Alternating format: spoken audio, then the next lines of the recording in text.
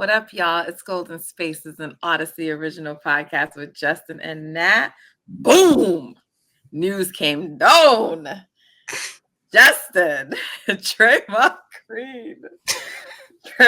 Green suspended indefinitely, yo. Indefinitely. Draymond Jamal Green. I gotta tell you, Justin, I don't feel the way that I thought I would feel. Actually, I don't know what I thought I would feel, to be honest. And I did not think it was going to be indefinite. I actually didn't even think he was going to get more time. When people start saying, "Oh, you know, the suspension's coming," I was like, "No," because like the actual act itself wasn't as egregious as a choke.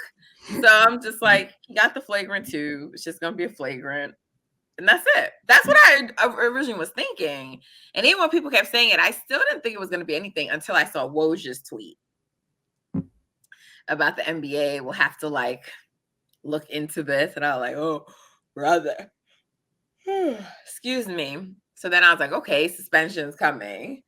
I knew it would probably be more than the 5 games. Didn't know what it would be, but okay. Indefinite. I mean, look, indefinite can be a little misleading because indefinite may not end up being more than like a week. I don't think it's going to be a week, but I'm just saying.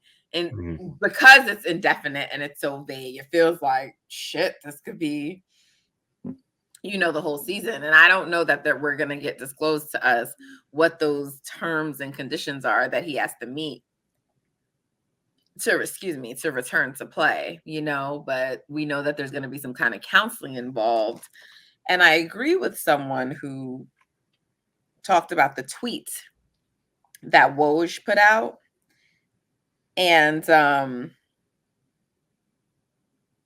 just going to pull it up here really quickly and read it, because there was language in there that suggested something could be going on. So it goes through and it talks about the suspension. And then it says, the league didn't want to put a specific number on the suspension, but allow Green to take the time he might need to deal with challenges he's facing. What do you think that means, Justin? I think it's like not a smokescreen, but I think it's just like, hey, we're going to say something, like you said, extremely vague, just so we can, I guess, put some level of timetable on this thing, like make it seem like it needs to be extended for another reason other than the fact that they want him to sit his ass down for a little bit. Because what could it be? We haven't heard about anything like that this whole season. Now all of a sudden there's something that he's facing. Well, we wouldn't necessarily know. I mean, we wouldn't. I don't think. No, we wouldn't know if he was dealing with some type of mental health issues, anything like that. But I think something is wrong with Draymond. So, you say you do. As just a human on a basic level, I don't know, if he's dealing with something specifically right now, but I do not think that he handles interactions in normal ways. And I don't want to hear about him being from Saginaw and, a lot of players in the NBA from very rough areas. Like, you're not the first. So, but yeah, I mean, he doesn't handle things normally. I mean, you guys were laughing at me yesterday, but I was like, this is a crazy man. And I shouldn't call him crazy, but his actions are crazy. They're not normal reactions to things that happen. It's like someone pushes you, you stab them. That's not a normal reaction. That's all I'm saying. He just, and speaking as someone who used to defend Draymond all the time, but I did always feel like he went a little over the top, and all of us, like, in general, I mean, we all know what it is. He was so impactful before, you sort of overlook or take with what comes with him, but I've always felt he may have not been the number one reason, but he was in the top reasons of what helped cost them a championship in 2016. And even before that, I remember, fans were mad, but like Ethan Strauss had like wrote that piece on him where he sort of like went into like the different ways Draymond kind of like wears on people. Like he used to get on Clay's nerves and the team had to talk to him about certain things. And there was that summer he got arrested and all these different things. And people didn't like it, thinking it was like a hit piece. But, to me, this was all foreshadowing ultimately what this was going to become. I was out on him after the Jordan Poole punch.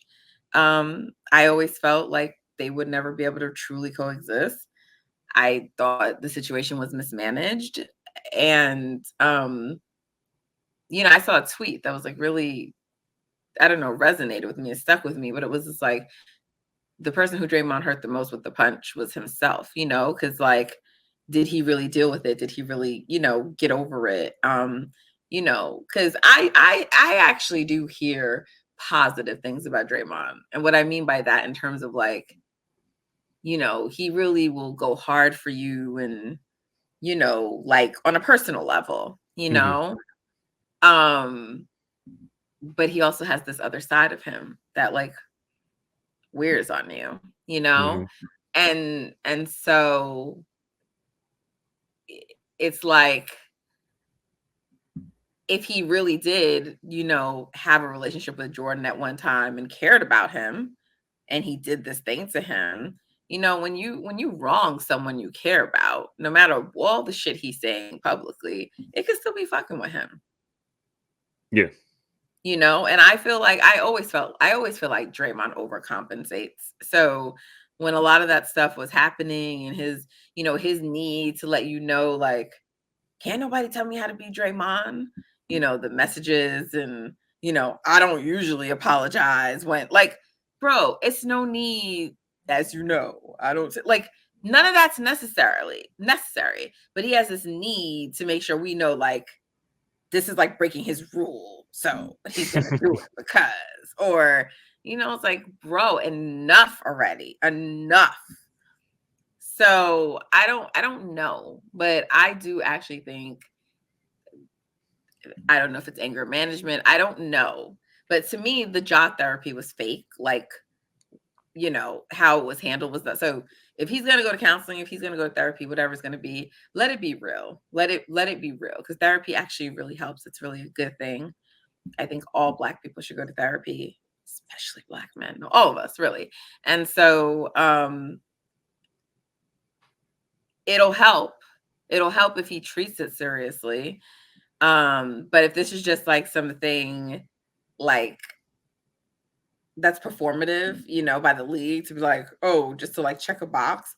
Cause like, there's just no way the jaw and the therapy was enough. Right. And like with Draymond, it's like, even if he meets whatever conditions, to me, he should still be going to counseling, even when and if he does return this season. It shouldn't stop when he returns. Yeah, I agree.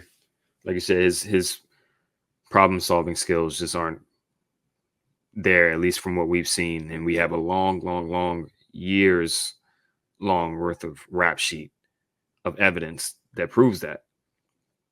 Like almost a decade straight of just mishandling situations, acting out violently, bad situational awareness. Like goes to the playoffs, goes to last night. Your team is making its way back into the game and trying to extend the lead, and you just get yourself taken out for no reason at all, trying to sell a call. Like, come on, bro. Just and then telling us you don't sell calls by falling to the floor. I sell calls by waving my hands. Well, bro, after kicking people in the nuts and injuring people, maybe you do need to start falling to the floor. I don't know. And all the times that you've gotten into referees for this and that, you don't get calls. So what are you talking about? You sell calls this way as if you're some expert on it, bro. You don't get calls. Exactly.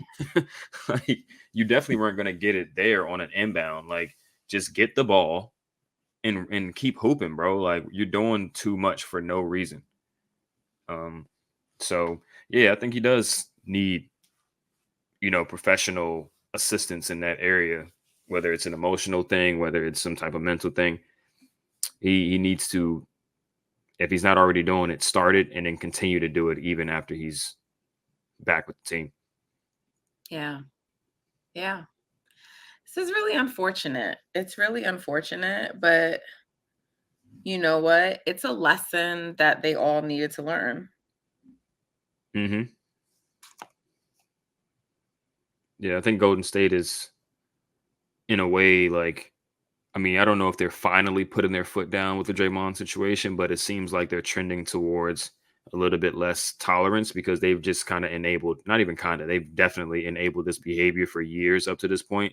And I think given his impact currently as a player, right? Like he's not his peak version. I think he's still a very good player, but the cons are starting to outweigh the pros if they haven't already, right? He kind of cost you last season with Jordan and how that whole dynamic went, and then it just forever changed the course of the franchise by creating that rift with him and Jordan. So you got to move off of Jordan, right? And there were basketball reasons why Jordan is no longer in the team, but it started with that, right? So they enabled that by giving him 4 more years, 100 million, right? So I think it's coming to a point where it's like, okay, bro, you gotta give us something. We've given you all of this through all of the mistakes that you've made in the past, and you're still costing this team tremendously. Yeah, I So what honestly do we think do that from here? it may sound extreme, but I honestly think too he affected the trajectory of Jordan's career. Doesn't mean Poole can't get back on track, but I think that whole punch and everything. I just think Oh, the way for everything sure. was handled last year, yeah, I think it's a definite interruption in his career. And Hmm. then it sucks because you went to an organization like the Wizards, who are probably not equipped to get you back right, you know? Hmm. I mean, definitely, it's not as good of a situation as being with the Warriors, right? Just won a championship with that team, got Hall of Famers on your team, and all this stuff.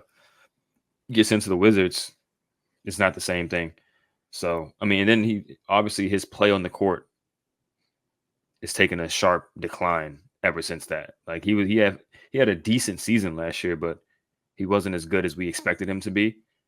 And I mean, it's probably because of the mental things that he was dealing with on the court, having to play with somebody who punched him in the face. Like I'm sure he Right. was not putting his best foot forward out there after having dealt with that situation. And now he got sent to the Wizards where the infrastructure there is just not in place for him to work through his his personal deficiencies as a player, right?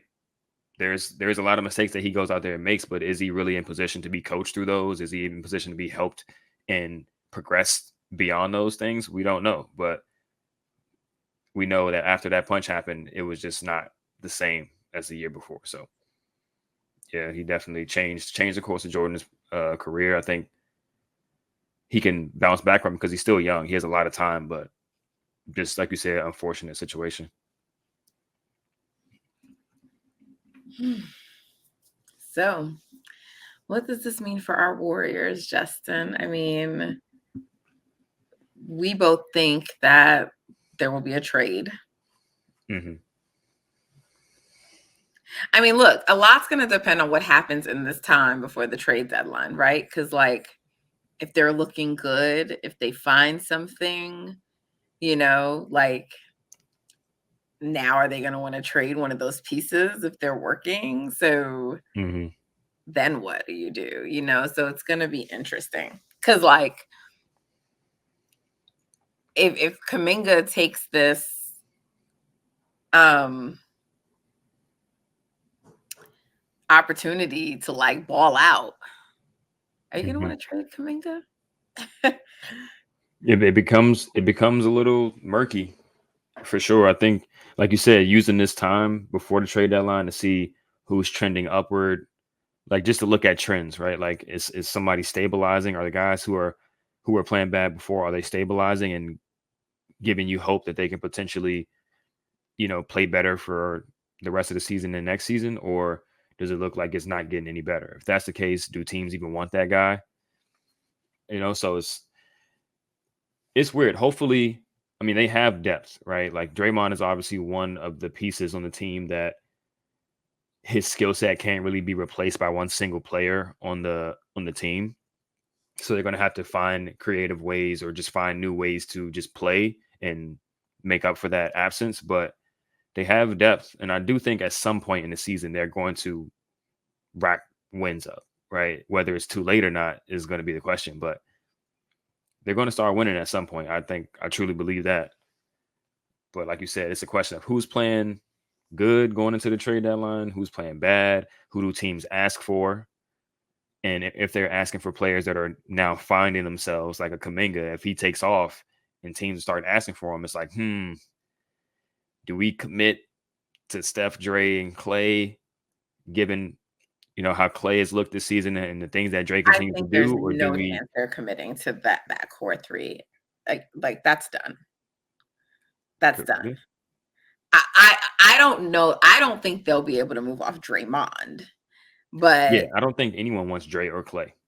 yeah, but Clay doesn't matter because Clay is expiring. So it's a question of, Yeah, that's true.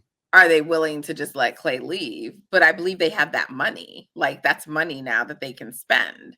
So it's not like they're not in contract with Clay. And for whatever reason, it came out that the contract that was offered is not even on the table. So, it's do you want Clay coming off your bench, and is that good for you? And I don't know. They probably definitely don't want him starting anymore, right? So that's what I'm saying. It's like, there's certain people, like, you're not tied to Clay. I know it sounds messed up, but they're not tied to him. And Dunleavy, like, one of those guys is going to be gone. Like, I just do not think that the three are going to be there next season. I would be shocked. Obviously, there's a whole season to play, and anything can happen, but I would be shocked. And we know it's going to be hard to come off Dre. Wiggins, same thing, unless these guys turn around their seasons. But Clay's contract is just up.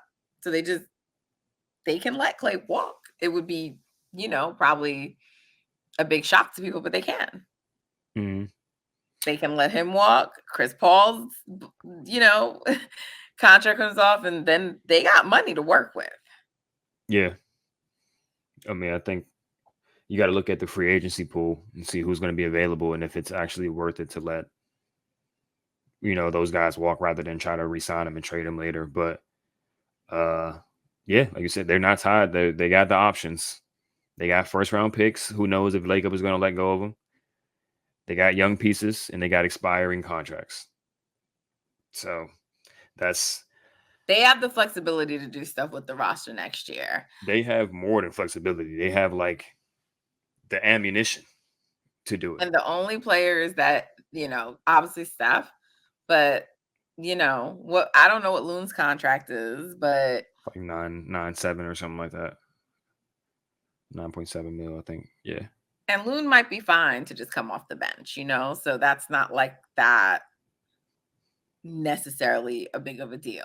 But you got something with Pods, Moody, Kuminga, and Trace is there. So you have sort of like your young pieces. So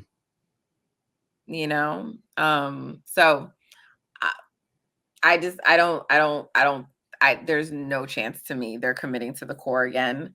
Draymond gets a suspension indefinitely a year after the Jordan punch. They're stuck with him. But if they can find a team that's willing to take him, because I don't think that Kerr is going to be here. They could have extended with him, and they didn't extend with him either.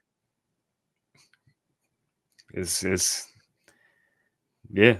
I don't really got nothing to say. Yeah, like I mean, it's looking like it's getting to that point. Yeah, I think it's gonna look different. New voices. Might be time. You're breaking up the core. Another coach that has a different vision. Then Kerr. Could end up being Kenny, to be honest, but Kenny who? Atkinson. I don't think it'll be Kenny. I think they would like do a complete overhaul, not just a promotion from inside interior. I don't think it'll be Kenny. I mean, I think they'll interview Kenny, but I don't think that Kenny has demonstrated anything as an assistant that says, let me make you a head coach. I don't know. I don't think it'll be Kenny. I mean, he does have like that Mike Brown energy. He's always up on the bench and yelling. He's one of those super lively coaches, and you never know. You never know.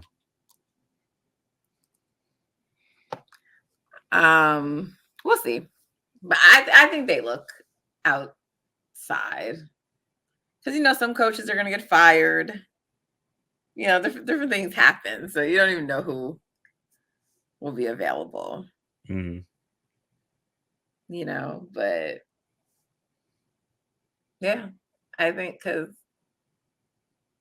dude, has Kerr, like, oh God, if they stay with Kerr, it's just like, he's demonstrated he's probably not the best for young talent. He's demonstrated that he doesn't really have the ability to be too creative outside of what he knows.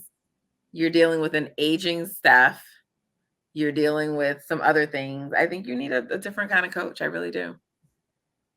You might be right. But I mean, ultimately the roster, I think, is more important than the coach. So yeah, I mean, they go hand in hand to me. Yeah, they go hand in. I think it's like kind of like a 75-25 thing or like 65-35 thing to me, with the roster being a little bit more Because I feel important. like the roster are not necessarily Kerr guys. And so I feel like Kerr, to an extent, only knows how to coach Kerr guys, if you want to give him that, So it's just like, I think you need someone who kind of can work with different kinds of players. Mm-hmm. Because I think Kerr has affected the growth of some of these guys as well, right? Like, he stunted the growth of them. So I don't know how the front office sees it, but I mean, you got local radio in the Bay going off on Kerr. That's not typical. Right.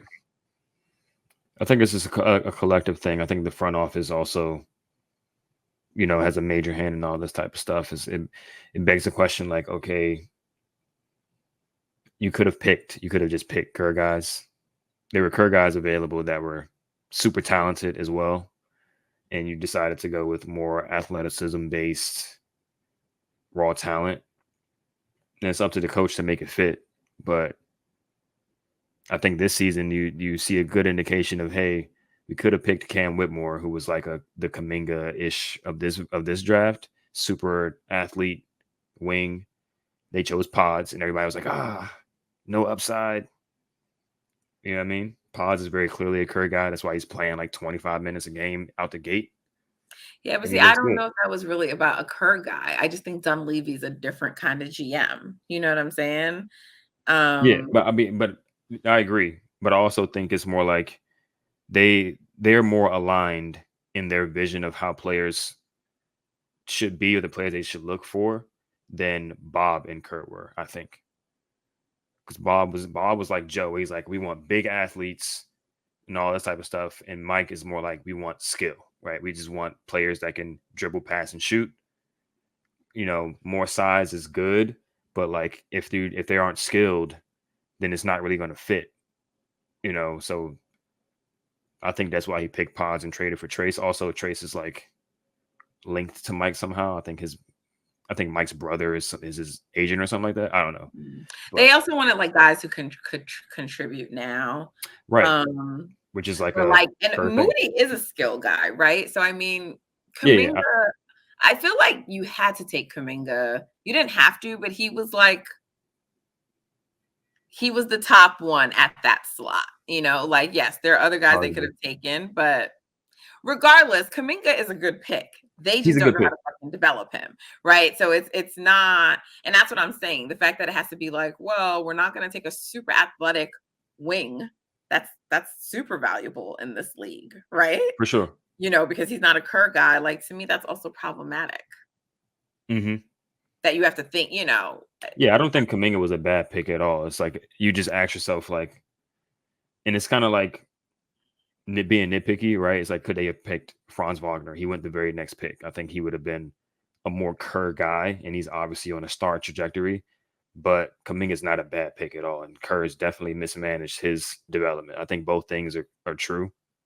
And the thing about it is, like, we know that y'all have also passed up on people because they're not Kerr guys, LaMelo Ball, you know, like, but for stupid reasons that Yeah, they're that not was a non-basketball. Yeah, that was non-basketball. I right. think. And that's what I'm saying. So it's just like you know, it's just his to me, all this rigidness about the kind of players he needs. It's too much. Mm-hmm. For sure. Yeah. So he needs to go. You spent your time, you did it, you got your championships. People think you're a better coach than you are. Go right off into the sunset. Yeah, I'd be shocked. And I mean, look, we said the same thing last year. When the Jordan thing happened, but we thought it was leaning towards Draymond, maybe, or we weren't sure. And then the season just turned out differently. But 2 years in a row, I cannot. Again, they've already committed to him, but I can't see this team. Oh, it's going to look different for sure. It's going to look very different, and I just think one of those core three is going to be gone. So, you know, and if Clay is still here, it's going to be at probably a really extreme. I can't even call it a discount now because he's not going to have the offers out there Mm-hmm. that he thought he was going to have. Mm-hmm. So, you know, and the I don't Warriors think he was going can't. to have him anyway. It's not Yeah, that I much money agree. going around. They can't justify paying him just to pay him and putting him in the starting lineup. Like, he's going to have to really get the value of like what his play is. And I mean, it could be that he's getting less than Dre, but Dre probably is. I thought the contract was still a little big, but Dre, I mean, his antics are his antics, but on the court, he's still a very positive player. Mm-hmm. Yeah, more so. I think more so than Clay. I think Clay is still Right. a positive player, but not to the level of Draymond. I don't think I mean, even at their peaks, I think Draymond was a little bit more impactful overall. But yeah, I mean, Clay apparently turned down 2 years, 48. It's like that shit might look like 2 years, 35 now, 2 years, 30. Right? Like, and I think, I mean, look in the grand scheme, right? They paid Clay for 2 seasons where he wasn't playing max contract money. Even if you're getting underpaid for this next contract, bro, like you kind of, I wouldn't say you owe it to them, but like you're The fuck fine. out of here! You are not getting underpaid. Like, to me, this thing about players should be, you know, because y'all want to pay him for his past. Nah, I got to pay you for what your value is, which is why Draymond wouldn't have got no fucking option in that last year to me. This is what you get. Your shit ends when Steph's shit ends. That's it. Because nobody else out there was giving you the contract. Mm-hmm. Yeah, that's true. No one else is out there giving you the contract. But look, at the end of the day, that extra year is an option. So, and it's an expiring contract. So people will take it anyway for that reason, and that's probably why they were okay giving it to him. Yeah. Yeah, I don't think we're in agreement. They're gonna look a little different next season. Very different. Yeah. So Draymond suspended indefinitely. Indefinitely.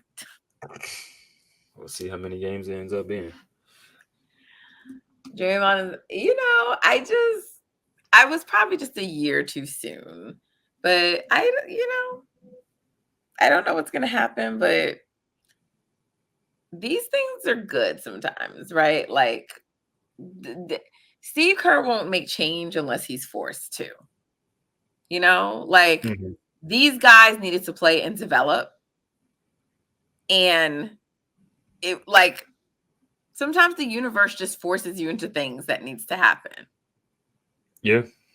Because you don't know what you'd unlock. We know that Jonathan Kuminga would be further along in his development if his, and he's just always been someone who picks up things pretty quickly.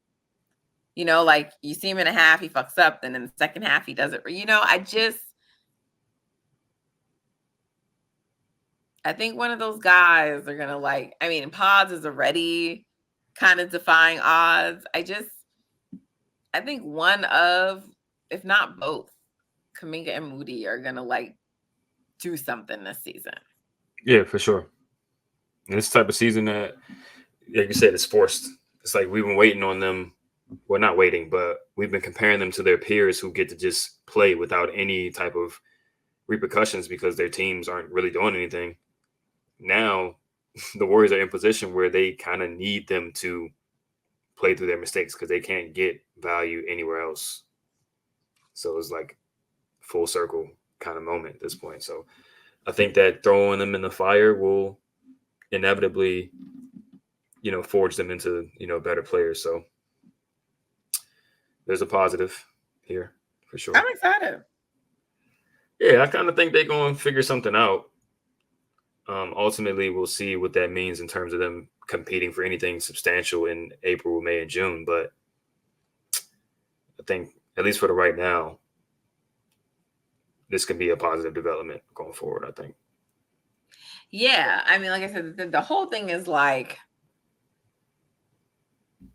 if they're looking good, do you want to trade? Go trade that. Because I'm sure the players you want to trade, they won't have the value. Yeah.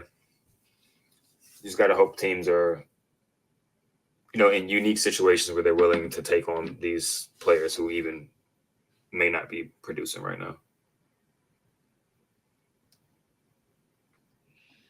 All right. Anything else? Nah. Hopefully we get Gary back soon. Yeah. He'll help the defense with Draymond out. I don't know why, but I'm excited. I feel good about this. Yeah, we got a lot of good players. That's why it's so frustrating how the season is gone. It's like we literally have 9 or 10 actual good players. Few of them are playing underneath what their baseline should be, but it's a deep team. One guy goes down or one guy isn't playing well, there's a guy behind him who's actually able to contribute in a positive way. So I think we'll start to see that a lot more. We saw Steve kind of break the seal as far as benching Clay, at least because he's done Wiggs and Loom before, but he finally put Clay down late in the game. Yep. And then Clay, threw a fit at first and then kind of owned up to it later afterwards. I think that's going to be positive going forward. I think he's going to either play better to avoid being put in that situation again, or he's going to get used to sitting. Either way, the team will be better for it. So, yeah. For sure. Well, exciting times. Exciting times.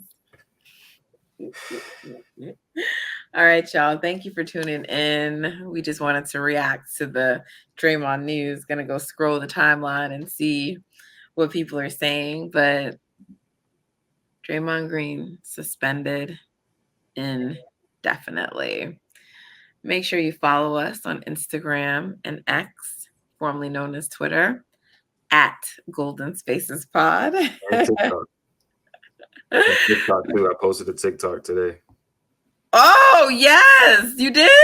I didn't know that. Posted the episode on TikTok today. So hey, we're on TikTok. Hey.